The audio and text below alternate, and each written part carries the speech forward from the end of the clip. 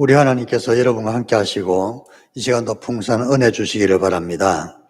오늘은 무엇이 사람을 행복하게 하는가? 다 같이 한번 따라해 봅시다. 무엇이 사람을 행복하게 하는가?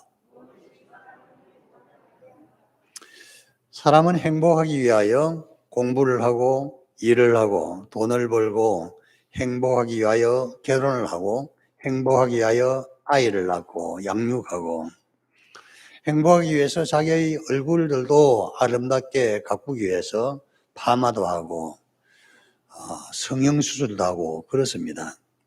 올림픽 때에 좀 특이하게 중국 탁구 선수가 우리나라에 귀화를 해서 한국 선수로 출전을 했는데 꽤 잘하니까 중국에 시샘을 하고 이 아이에게 뭔가 좋지는 못한 SNS상으로 글을 올리고 그런 것 같아요. 너 성형수술 했냐 하고 그랬더니 이 아이가 쿨하게 나 쌍수했어 70만 원 글을 딱 올렸습니다. 그랬더니 그냥 모든 비난하는 애들이 입을 꼭 다물어 버렸죠. 쌍꺼풀 수술했어. 그게 어때? 70만 원밖에 안 들었어. 너희들도 하고 싶냐? 해. 아마 그런 뜻인 것 같아요. 그랬더니 전부 다 더 이상 비난을 하지 않는 것 같습니다. 왜 쌍꺼풀 수술을 할까요? 예뻐지려고 하는 거죠. 예쁘면 어떻게? 좀 행복할까 싶어서 또 좋은 남자 만날까 싶어서 그렇게 쌍꺼풀 수술도 하는 것이죠. 쌍꺼풀 수술 70만 원 안 된다 그러니까 여러분도 하시기 바랍니다. 하시고 싶으면 옛날에 보니까 대통령도 쌍꺼풀 수술 하더라고. 보니까 눈썹이 찔려서 수술한다 그러는데 내가 보니까 눈썹 문제가 아니고 좀 더 잘생겨 보이려고 하는 것이 아닐까. 순전히 내 주관적인 생각일 뿐이고 객관적인 증거는 없는 것입니다. 어쨌든 사람들은 예뻐지려고 성형술도 하는 것입니다. 그리스 신화에는 이런 이야기가 있습니다. 제가 그리스 신화를 이야기하면 별로 신통찮은 지푸라기 같은 것으로 생각하시고 그냥 잊어버리시기 바랍니다. 그냥 그게 인생에 대해서 뭔가 통찰력을 주는 것 같으니까 조금 이야기해 보는 거죠. 그리스 신화에 풍부의 남신 포로스라는 신이 있는데 그리고 풍부의 남신과 대립되는 위치에 있는 신이 빈곤의 여신 페니아라는 그런 여신이 있습니다. 아프로디테라는 미의 여신이 생일 파티를 열었는데 초대받은 사람들이 다 식사를 하고 아주 맛있게 식사를 하고 음식을 먹었습니다. 페니아는 어떤 연유인지 너무 늦게 도착해서 도착해 보니까 먹을 것도 없고 원래 가난한데 먹을 것도 없으니까 좀 짜증도 나고 보니까 여기에 풍부의 남신인 포로스가 술을 많이 먹고 취해서 잠을 자고 있는 것 같아. 그래서 그 옆에 살거머니 누웠던 것입니다. 그러나서 임신을 하고 이 페니아가 아기를 낳게 됩니다. 태어난 아기 이름이 에로스라는 아이인데 보통 우리 에로스라고 하면 좀 나쁜 걸 연상하기 쉬운데 원래는 에로스라는 것이 그런 이상한 쪽이 아니고 에로스라는 것은 이렇게 풍부의 남신과 빈곤의 여신 사이에 태어난 그런 또 다른 신이고 그 신이 의미하는 것은 아버지의 풍부함과 어머니의 빈곤함을 같이 가지고 있다는 것입니다. 그래서 자기가 무식하기 때문에 지식을 추구하고 가난하기 때문에 부여를 풍요한 것을 물질을 추구하고 그리고 못생겼기 때문에 미를 추구하는 추하기 때문에 미를 추구하는 자기의 부정적인 모습에서 좋은 것으로 끝없이 나아가는 그것이 인생이 아니겠는가 하는 그런 생각으로 이 신화를 만든 것 같습니다. 자, 그런데요. 이 신화 주제가 뭐인가 하니 사람은 좀 더 많이 가지면 행복할 것이다. 또 사람도 좀 더 잘생기면 행복할 것이다. 사람은 사회적 지위가 높아지면 행복할 것이다. 지혜와 지식이 많으면 행복할 것이다. 변호사가 되면 행복할 것이다. 그런 생각으로 살아가는데 진짜 그렇게 되었을 경우에 행복할 것인가? 그게 또 문제인 것입니다. 만약에 가난한 사람이 돈이 많으면 행복할까요? 아니면 사회적 지위가 높지 못한 사람이 사회적인 지위를 높은 지위에 올라가면 행복할까요? 아니면은 좀 못생겼던 사람이 잘 생겨지면 행복할까요? 문제는 그게 좀 어렵다는 것입니다. 돈을 가진 사람은 끝없이 더 많이 가지고 싶어 하는 것이죠. 집이 없을 때는 아파트 15평이라 있으면 좋겠다 그러고 15평 살다가 친구가 30평 살면 30평짜리에 들어가 살고 싶다는 거고 30평짜리 아파트 살면은 50평짜리를 보고서는 나는 너무나 초라하고 불쌍하다고 그렇게 생각할 수도 있는 것입니다. 사회적 지위랑도 마찬가지죠. 급수가 끝없이 올라가는데 1급에 올라가고 그 위에 국회의원 올라가고 뭐 장관 대통령이 돼도 여전히 만족스럽지 못하기 때문에 대통령까지 한번 해볼까 하고서 온갖 사람들이 설치고 그러지 않습니까? 세상에는 모든 것들은 그것을 가짐으로 누림으로 행복할 것이라는 생각을 하지만 물질이 많다고 행복한 것도 아니요, 사회적 지위가 높아서 행복한 것도 아니요, 석박사 학위를 가졌다고 행복한 것도 아니라 변호사 되면 행복할 것이라 해서 사법고시 패스하고 로스쿨 다니고 그러다가 나중에 변호사가 되면 행복할까요? 우리나라 변호사 중에는 제대로 변론을 맡지 못해서 알바하는 사람들이 있대요. 편의점에 가서 카운터 보고 아니면 주유소 가서 기름 넣고 그런 변호사들 있다 그래요. 왜 그럴까요? 변호사라도 아주 뛰어난 변호사는 많은 사람이 와서 수임을 해달라 그러지만 그렇지 못하면은 누가 잘 알지도 못하는 변호사에게 내 사건을 맡기겠습니까? 그러니까 이 세상적인 어떤 것들이 우리를 진정하게 행복하게 한다 말하기가 어려운 것입니다. 오늘 성경 말씀에는 인생의 진정한 행복에 대해서 말씀을 하고 있는데 이 말씀 원래가 하나님과 더불어서 바른 관계 속에서 참된 평화와 안식을 누려야 할 것이라는 그 말씀이 주제이지만 그게 사이드로 좀 옆에서 또 다르게 보면은 또 다른 말씀을 우리에게 주고 있는 것입니다. 제가 이 말씀을 읽고 묵상하면서 준비한 이 말씀을 통해서 저도 은혜가 되고 여러분에게도 은혜가 충만하시기를 바랍니다.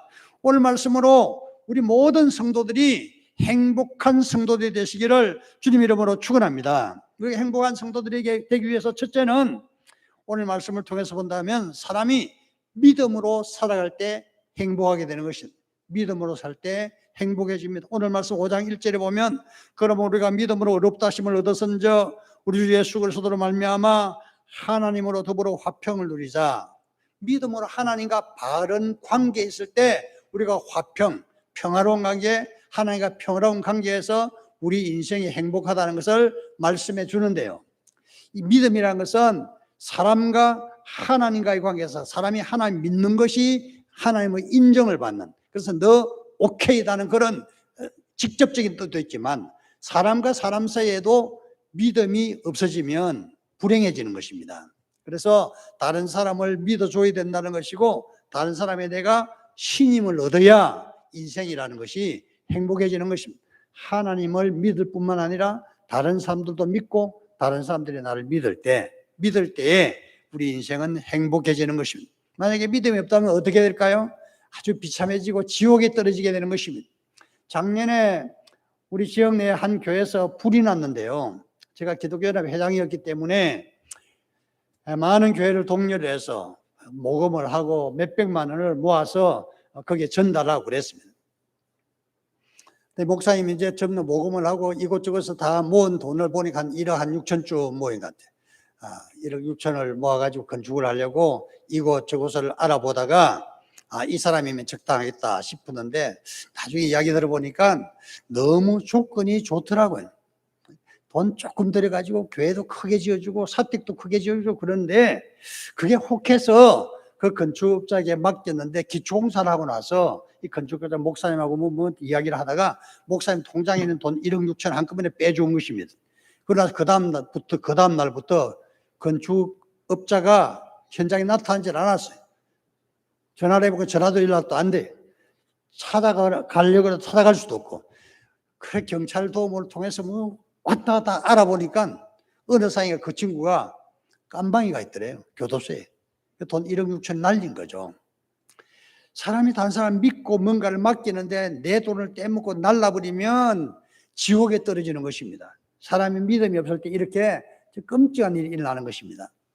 이 부분을 이 말씀을 통해서 우리 깨달아야 하는 것은 우리가 하나님을 믿을 뿐만 아니라 다른 사람에게 믿을 만한 존재가 되어야 하는 것입니다.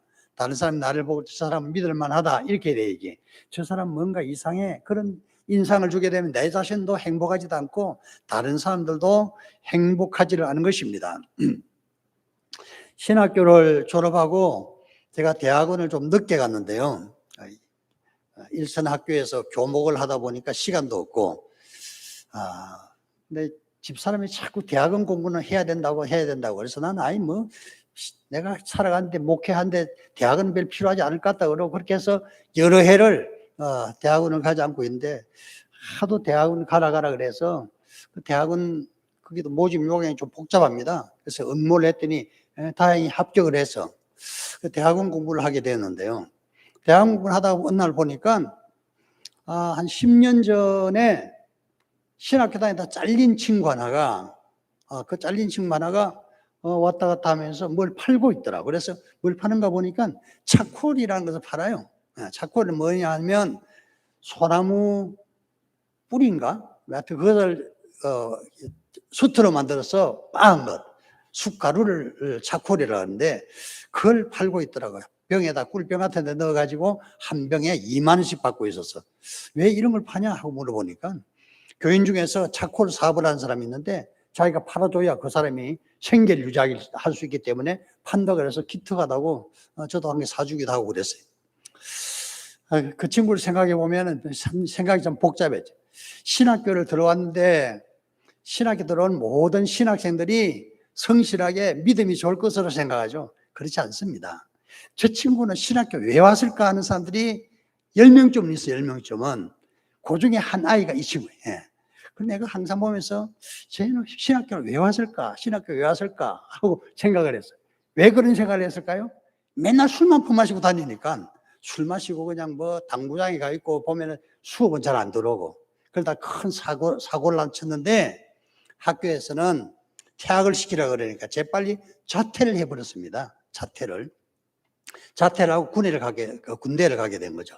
그러나서 이 친구가 속으로 명식이 목사님 아들인데 자기 자신의 행동에 대해서 많이 반성하고 회개하고 내가 이래 살아서는 안 되자고 회개를 했습니다. 그렇게 해서 군대에서 성실하게 믿음 생활도 하고 또 이제 살다 보니까 모두가 다 이 친구를 꽤 신뢰하게 되었죠.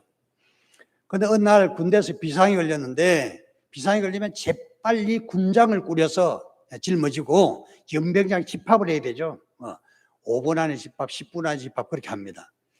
군장을 짊어지고 모두가 집합을 했는데 이 친구가 군장을 끌다 보니 자기 야전삽이 없어졌어요.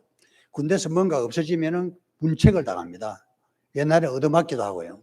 이거 어떻게 하나 하다가 뭐 없으니까 할 수 없이 이제 그렇게 연병장한테 썼는데 중대장이 보통 군장 검사를 하다가 잘못된 건 지적을 해줍니다. 지적을 하면서 왜 야전사에 없다고 그러니까 지난밤에 누가 가져갔다고 그랬어요. 가져갔으면 채워놔야 될 것 아닌가. 누가 가져간 걸 제가 어떻게 채우냐고. 저는 도둑질을 할 수가 없습니다 그랬어요. 그게 도둑질이냐 이동만 시키면 되는 거지 하고 그러니까 아닙니다. 저는 예수 믿는 사람으로서 그 일을 못합니다 그래서 중대장이 뭐니까 싸가지가 없으니까 그렇게 패버렸습니다.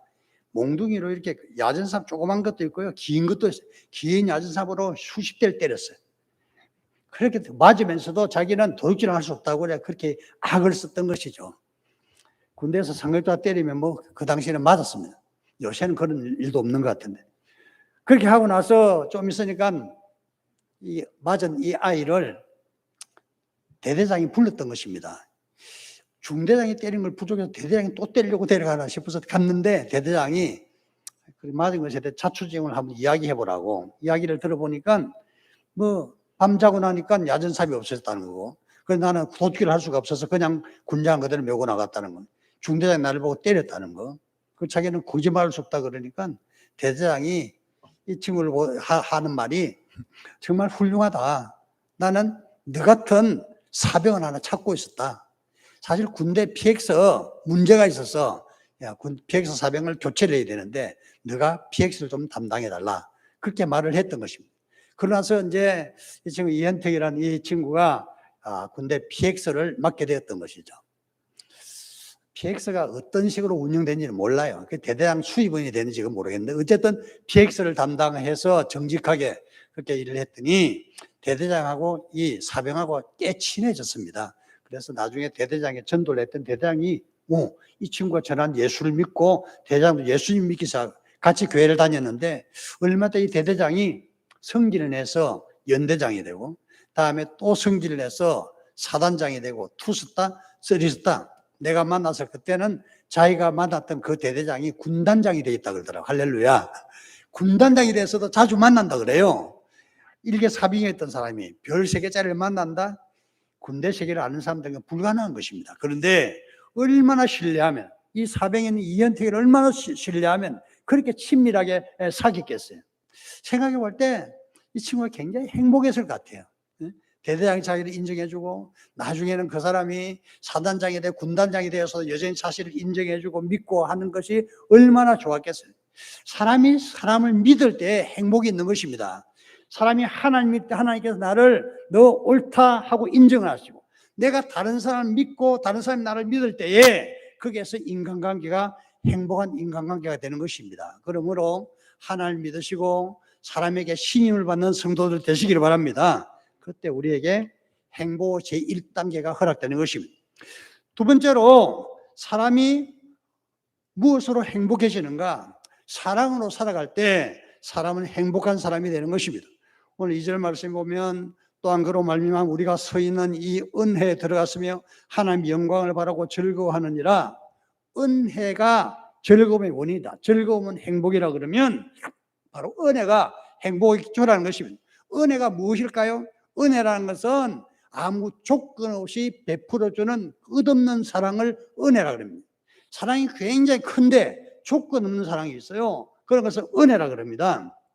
은혜는 아무 조건이 없이 이유 없이 받는 사랑을 내가 아무것도 한 것이 없는데 너무나 넘치는 좋은 것으로 항상 채워주면서 오히려 그쪽에서 좋아하는 그런 상태를 은혜의 상태라고 말하는 것입니다.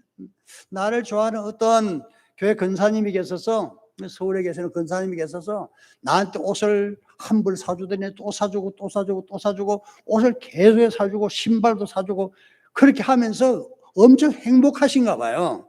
그런 것은 나는 받는 입장에서는 이것은 은혜라고, 은혜. 아무 내가 한 것이 없어요. 아무 그분을 위해서 도와준 것도 없는데도 나를 좋아하니까 그렇게 해주는데 나는 그것이 은혜를 받을 때 참 기쁜 것이죠. 근데 그분은 그것 자체가 또 기쁜 것 같아요. 은혜라는 것은 아무 이유가 없는 것입니다. 그건 조건도 없는 것입니다. 그냥 끝없이 베풀어준 사랑을 은혜라고 말하는 것입니다. 그런데 문제는 말이죠, 하나님께서 우리에게 이 은혜를 베풀어 주셨다는 것입니다. 사람들 중에서는, 교회 다니는 사람들 중에서는 이 하나님 은혜를 깨달아 아는 사람도 있고 하나님 은혜를 전혀 알지 못하는 사람도 있어요. 하나님 은혜를 깨달아야 신앙생활도 행복하고 내 인생도 행복한 것입니다. 그리고 은혜를 깨달을 때 내가 그 은혜에 응답을 해서 누구에게 또 은혜를 베풀어 줄 수가 있는 것이죠. 은혜 받는 것으로 100% 행복한 것은 아니에요. 은혜를 받을 뿐만 아니라 누구에게가 그 은혜를 다시 되돌려 줄 때, 은혜를 베풀어 줄 때, 그 사랑을 베풀을 때 나도 행복하다는 것입니다. 이정우라는 성도님이 계신데요, 건축업을 하던 사람이었습니다.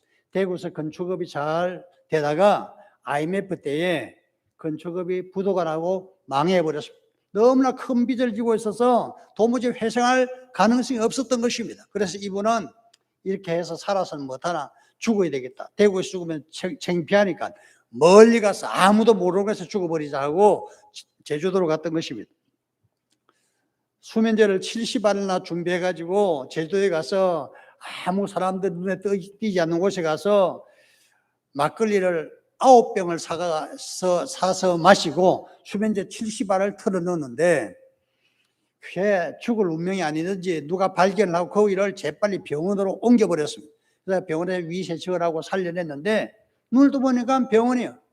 그래서 보니까 자기를 여기 병원에 데려온 사람이 자기를 쳐다보고 있어. 그래서 이 사람이 자기가 또 살은 줄 알고, 내가 죽으려고 했으면 놔두지 왜 나를 병원으로 데려와서 인생을 복잡하게 하고 귀찮게 하냐, 힘들게 하냐 하고 화를 버럭냈더니 거기가 하는 말이, 죽을 용기가 있으면 그 용기를 가지고 한번 살아보는 게 어떠냐고, 왜 죽으려고 그러냐고. 그래서 그 말도 맞는 말이긴 한 것 같다. 내가 죽을래 죽지를 못했으니까. 그런데 죽으려고 제주도 오면서 돈 가진 것도 없고 아무것도 가지고 온 것이 없으니까 어디 갈 데도 없고, 오할 때도 전에 교회 다니던 사람이라 둘러보니까 밤에 어떤 교회가 보여서 교회에 들어갔던 것입니다. 교회에 들어가서 제일 뒤에, 저쪽에 뒤에 장의자에 누워서 잠을 잤는데 새벽이 되니까 누가 와서 불을 켜고 그 사람들 기도하는 소리가 들려요. 자다가 기도하는 소리 들으니까 새벽 기도하는 사람들이 왔던 건데 누워 있을 수가 없으니까 자기도 그냥 새벽 기도 참석을 했습니다. 새벽에도 참석하고 그 다음날 참석하고 하다 보니까 목사님이 하시는 말씀이 귀에 쏙쏙 들어오더래요. 말씀이 귀에 쏙쏙 들어와. 여러분, 목사가 하는 말이 귀에 쏙쏙 들어오면 은혜 받는 것입니다. 그렇게 되면은 거기에 뭔가 새로운 일이 일어나는 것입니다. 그래서 이분이 그 다음날부터 뭘 했는가 하니 막노동한 곳에 가서 일당을 받고 일을 했죠. 하루 일당이 그 당시 5만 원이었다고 합니다. 5만 원을 받고 일을 하고, 그 교회에 와서 저녁에는 잠을 자고, 식사는 시중에서 그냥 파는 그냥 1,500원짜리 밥을 사 먹고 그렇게 했다고 합니다. 그렇게 하면서 한 달 수입이 좀 되니까 그 수입 중에서 70%를 하나님께 11조를 바쳤어요. 그 다음 달 70%를 11조를 바치고 또 11조를 70% 바치고. 그런데 하나님께 11조를 70% 바치니까 묘하게 기분이 좋더래요. 너무 행복하더래요. 그리고 새벽마다 말씀을 듣다 보니까 나 같은 죄인을 위해서 예수님께 십자가에 돌아가셨구나 하는 것을 깨닫게 되었어요. 그래서 주님께서 나를 위해 죽었다면은 살아있는 내가 앞으로 아까워할 게 뭐가 있겠는가. 내가 벌어서 열심히 주님의 교회를 섬기자 하고 그냥 돈을 대부분 다 하나님께 바쳤는데, 이것이 하나님께서 준비하신 엄청난 축복의 길이라는 것을 이 사람은 몰랐던 것이죠. 그러고 나서 이 사람이 막노동을 하다가 자기가 원래 건축업에 종사했으니까 어떤 건재상에 가서 내가 어쩌고저쩌고 하면서 내가 뭘가를 이렇게 외부에 나가서 활동을 하고 싶은데 좀 도와달라고 그렇게 했더니 이제 조건을 걸기를, 이분이 말하기를 내가 매출해서 올리는 순이익의 20%를 나에게 달라 그렇게 부탁을 했습니다. 20% 10억을 벌면 2억을 달라는 그런 이야기였죠. 그 해에요, 하나님께서 은혜를 베풀어 주셔서 이 사람이 순수한 이익을 40억을 냈습니다. 그래서 주인으로부터 4억을 받았다고 그럽니다. 할렐루야. 4억을 받았어요. 한 달 수입이 1년 수입이 4억이 됐던 것입니다. 2년을 그 일을 하고 나서는요, 내가 내 사업을 해야지 하고 자기 사업을 했는데 하나님께서 복을 그냥 마구 쏟아부어 줬었어요. 그래서 돈이 마구 들어오니까 이 돈을 가지고 뭐 할까 생각하다가 머리에 번쩍 떠오르는 것이 주님의 교회를 짓자, 선교사를 파송하자 하고서는 자기의 들어온 수입의 대부분을 주님의 교회를 짓는 일을 시작해서 제주도에서 교회를 4개 교회나 지었습니다. 할렐루야. 그리고 선교사를 10몇 명을 선택을 해서 파송을 하고 매월 선교사 생활비를 보냈다고. 그런데 하나님께서 더 큰 복을 주셔서 지금은 더 큰 비전을 가지고서 모든 은퇴한 목사님들을 위해서 엄청난 일을 프로젝트를 하나 계획을 하고 있는 것 같아요. 할렐루야. 생각해 보면 이분이 죽을 위기에 처해서 하나님의 말씀을 듣고 은혜를 깨닫고 하나님께 나를 이렇게 사랑하시고 그것을 깨달은 순간 이분은 너무나 행복한 인생을 살기 시작했던 것입니다. 그리고 자신이 그 은혜를 깨달은 순간 자기 자신이 만족하지 않고 다른 사람에게 베푸는 일을 시작함으로써 말로도 할 수 없는 행복한 인생을 살게 되었더라는 것입니다. 이런 은혜가 우리 모두에게 넘치기를 주님 이름으로 축원합니다. 세 번째로, 사람은 소망을 가지고 있을 때 행복해야 되는 것입니다. 무엇이 인생을 행복하게 하는가? 무엇이 사람을 행복하게 하는가? 소망을 가질 때 사람은 행복해진다는 것입니다. 이 소망이라는 것도 역시 2가지 뜻이 있는데, 하나는 하나님께 소망을 두고 살아가는 것이 행복하고, 다른 사람에게 내가 소망이 되어줄 때에 행복한 것입니다. 하나님을 향해서 소망을 가지고 다른 사람이 내가 소망이 되면 그때 행복한 것입니다. 5장 3절 4절에 보면 다만 이뿐 아니라 우리가 환난 중에도 즐거워하나니 이는 환난은 인내를, 인내는 연단을, 연단은 소망을 이루는 줄 알미로다. 사람은 누구나 시련이 있고 환난이 있습니다. 환난이 올 때 우리는 너무나 힘든 것이죠. 왜 이 환난이 내 인생에 닥쳤는가? 정말 이 환난을 좋아할 사람은 없는 것입니다. 그러나 이 환난을 넘어서서 소망을 가질 때 하나님께서 우리를 도와주시고 새로운 은혜와 축복으로 인도하시는 것입니다. 우리는 어려운 일을 당할 때 너무 낙심할 것이 아니라 내 힘으로 해결할 수 없는 문제를 만났을 때 낙심이 되겠지만, 이 환난을 통해 하나님께서 나를 연단하시고 오직 하나님께만 소망을 가질 때 하나님께서 다시 우리를 회복시켜 주시고 다시 능력을 베풀어 주시는 것입니다. 이 은혜가 우리 모두에게 충만하시기를 바랍니다. 미국의 한 시골 마을에 에드나 넬슨이라는 믿음이 좋은 여자 집사님이 있었습니다. 초등학교 교사를 25년 하다가 은퇴를 하고 나서는 뭔가 일을 또 하고 싶어서 취직자리 얻은 것이 지역에 있는 슈퍼마켓에서 허드렛 일, 청소한 일, 카운터 보는 일, 그런 일을 했다고 합니다. 그러면서 이분이 내가 누굴 좀 돕고 싶다는 생각을 했고, 그 당시에 6.25 전쟁으로 폐허가 된 대한민국의 어떤 어린아이를 내가 하나 돕자 하고 신청을 하게 되었고, 신청을 했더니 연결된 사람이 대한민국의 금호동에 사는 조명환이라는 갓난 아기였습니다. 갓난 아기 때부터 매월 미국 돈으로 15달러와 함께 편지를 한 장 보내주기 시작했습니다. 이렇게 후원은 보통 고등학교 졸업할 때까지만 후원을 하는데, 그로부터 후원을 45년간 했습니다. 45년 동안 후원을 했던 것입니다. 이 후원을 받던 조명하는 어린아이는 사람은 착하고 또 부모님도 믿음이 좋은데 공부를 너무 못했어요. 아무리 공부를 해도 공부가 안 되고 시험을 쳤다 그러면 빵점이고, 그래서 반에서 주로 꼴찌를 많이 했다 그래요. 이분이 쓴 책 이름이 꼴찌 박사라는 책이 있습니다. 어쨌든 꼴찌를 하는 그런 아이였는데, 근데 후원을 받았는데 항상 후원금과 함께 편지가 동봉되어 오고, 편지 마지막에 항상 들어가는 문구가 있는데, 하나님이 너를 사랑하신다. 그분의 사랑을 믿어라. 난 널 위해 기도하고 있다. God loves you. Trust His love. I pray for you. 라는 이 세 마디 말이 항상 들어왔던 것입니다. 제가 생각할 때 이 말은 참 훌륭한 말 같아요. 여러분 자녀들에게 편지를 하면, 문자를 하면 이 말을 한번 해보시기 바랍니다. 하나님이 너를 사랑하신다. 그분의 사랑을 믿어라. 난 널 위해 기도하고 있단다. 이 말을 듣는 사람이요, 계속 들으면은 큰 힘이 된다고 합니다. 이 말 듣고서 이 어린아이가 그 어려움 속에서, 머리가 따라주지 않는 그 어려움 속에서 하나님을 붙잡고 희망을 가졌던 것입니다. 그런데 하나님께서 좋은 사랑을 붙여주셨죠.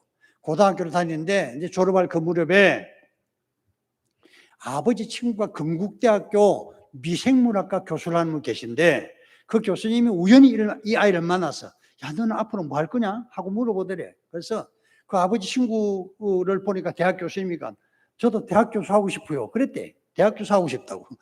그랬더니 그 친구 아버지가 물끄러미 쳐다보더니 너 대학 교수 하고 싶으면 건국대학교 미생물학과에 응시를 해라 그러더래. 전 성적이 너무 안 좋아요. 그랬더니 신경 쓸 것도 없어. 건국대학교 미생물학과는 미달되는 과야. 그랬더니 미달되는 과. 그 성적이 꼴찌라 들어올 수 있다는 그런. 그래서 응시를 했더니 합격을 했던 것입니다. 근데 아버지의 친구가 교수님이에요. 주임 교수가 그 교수님이거든. 그 교수님 돌봐주니까 그래도 공부를 좀, 꼴찌가 워낙 또 끈기는 있어서 한번 책상에 앉으면 일나질 않다 그래. 계속 공부하고 머리가 안 따라주니까 열심히 공부를 했는데, 그렇게 해서 공부를 석사 과정까지 하고 미국에 유학할 길이 생기더래요. 미국에 유학을 해서 아리조나 대학에서 거기서 미생물공학으로 거기서 박사학위를 받던 것입니다. 그래서 건국대학교 연결하고 있었는데, 건국대학교에서 마침 대학 교수를 또 채용하고 있었어. 이분이 적격자다 해서 건국대학교 미생물학과의 교수로 채용이 됐던 것입니다. 할렐루야. 조명환이가 빵점을 받고 반수 꼴찌던 아이가 대학 교수가 된 것입니다. 대학 교수가 된 이후에 더 연장 공부를 하기 위해서 미국에도 여러 번 가게 됐는데, 나중에는 미국에서 제일 유명한 하버드 대학교에 케네디 스쿨이라는 곳이 있습니다. 우리나라의 최고 경제 엘리트라니, 정치 엘리트들이 그 학교를 나온 사람들이 꽤 많습니다. 근데 케네디 스쿨에 들어갈 조건이 굉장히 복잡한데 거기다 합격을 해서 거기서 공부를 했습니다. 사실 성적이 좋지 않은 이 아이에게는 장래 소망이 없었던 것이죠. 그런데 이 아이에게 희망을 준 것은 하나님께서 너를 사랑하신단다. 그분의 사랑을 믿어, 하나님의 사랑을 믿어라. 그리고 내가 너를 위해서 기도하고 있다 하는 그 말 듣고 희망을 가졌던 것입니다. 여러분, 우리가 조금 부족해도 하나님을 향해서 희망을 가지고 있다 그러면 하나님께서 우리에게 은혜를 베풀어서 그 정말 절망적인 상황에서도 그 길을 뚫고 뭔가를 이루어주시는 하나님 줄로 믿습니다.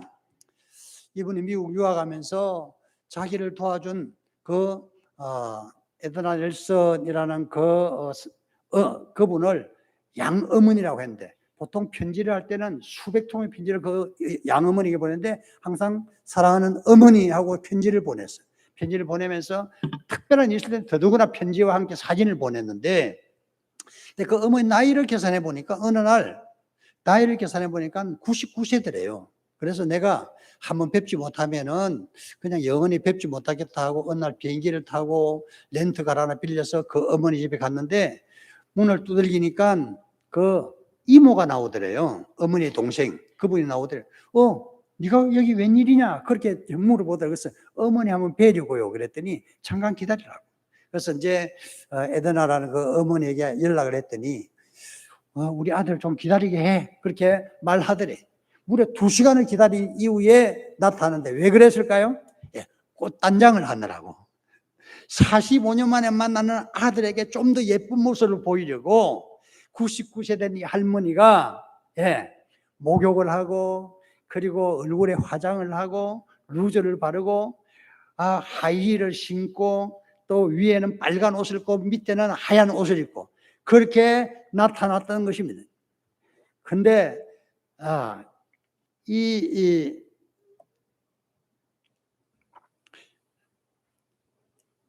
사진을 한번 좀 잠깐 보여주시겠어요? 이렇게 이때 만난 것이 처음 만난 건데, 이때 만나서 어머니를 만났을 때 이분은 너무나 세상에서 우리 어머니처럼 예쁜 분은 없다고 하는 그런 생각을 했다고 합니다. 조명환이가 이 어머니를 만나서 얼싸고 거기에서 일주일 동안 살면서 깨달은 건데요. 이분은 거기에서 무려 100년을 살면서 비행기를 한번 타본 적도 없고 결혼을 한 적도 없고 오직 조명환에게 모든 정성을 쏟아 부었더라는 것입니다. 놀라운 것은 이분이 그 동네에 살면서 동네 마실을 나갔더니 모든 사람이 자기를 다 알아보더래요. 에드나의 아들이 왔구나 그러면서 모두가 다 반가워하는데, 왜 그랬는가 하니 이 한국에서 이 조명환이가 보낸 편지가 오면은 동네 사람들 다 구경시켜주고, 사진이 오면은 다 구경시켜주고, 밖에 나가서 항상 자랑하는 거예요. 우리 아들 명환이가 초등학교 입학을 했대. 우리 아들 명환이가 고등학교를 졸업했대. 건국대학교 입학을 했대. 우리 아들이 박사학위를 받았대. 대학 교수가 됐대. 다 자랑을 했으니까 동네 사람들이 다 알고 있었던 것입니다. 말하자면 에드나 넬슨이라는 분은 조명환이를 돕는 조명환에게 희망을 주는 것에서 놀란 행복을 맛보고 있었던 것은, 결혼도 하지 않고 오직 조명환을 돌보는 그 일만 45년을 낸대. 그렇게 하고 이 에드나 넬슨은 2004년도인가 2002년도인가 104세로 돌아가셨다고 합니다. 그러면서 놀라운 것이 조명환 박사는 건국대학교 미생물학과 교수를 했을 뿐만 아니라 금년도 1월 21일에 월드비전 한국 회장이 되었습니다. 한국 월드비전 회장이 돼요. 아무나 되는 건 아닙니다. 국제적으로 굉장히 발이 넓어야 되고 굉장히 활동력이 뛰어나야 그런 일을 할 수가 있는 것입니다. 모든 위원들이 만장일치로 조명환 박사를 다음 월드비전 회장으로 그렇게 선임을 했던 것입니다. 그 이후에 이 조명환 박사가 이곳저곳에 다니면서 간증을 많이 했어요. 제가 그 간증을 우연히 보고 참 놀라운 일이다.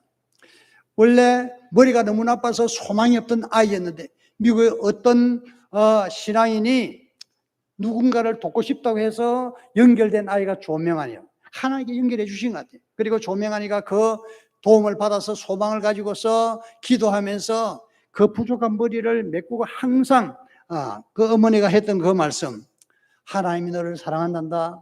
하나님의 사랑을 믿어라. 내가 너를 위해 기도하고 있다 하는 그 말을 마음에 새기고서 열심히 살았더니 하나님께서 은혜를 주셔서 건국대학교 교수가 되었을 뿐만 아니라 아시아 태평양 에이저 협회 회장, 에이저 태치 회장도 하기도 하고, 그리고 대한민국의 그 가장 큰 구호단체가 월드비전인데 월드비전 회장으로 취임을 하기도 한 것입니다. 이 모든 것이 하나님의 은혜인데, 하나님께 소망을 두고 살아간 두 사람, 에드나 넬슨과 조명환이가 아주 이렇게 마음을 맞춰 하나님께 소망을 두고 살았기 때문에 그들이 행복한 인생을 이루어낸 것을 볼 수 있습니다. 하나님께 소망을 두시고 다른 사람에게 소망이 되셔서 행복한 성도들 되시기를 우리 주님 이름으로 축원합니다. 기도합시다. 사랑하는 우리 하나님 아버지, 무엇이 사람을 행복하게 하는가 말씀으로 은혜를 나누었습니다. 우리가 믿음으로 살 때 행복하다는 것이요, 또한 사랑으로 살아갈 때 행복하다는 것, 소망으로 살아갈 때 행복하다는 이 귀한 말씀을 마음에 새기고 저희들이 살아가게 하여 주시옵시고, 그래서 행복한 인생을 갖고 이 세상의 모든 사람들에게 행복의 메신저가 될 수 있는 저희들 되게 하여 주시옵소서. 예수님의 이름으로 기도합니다.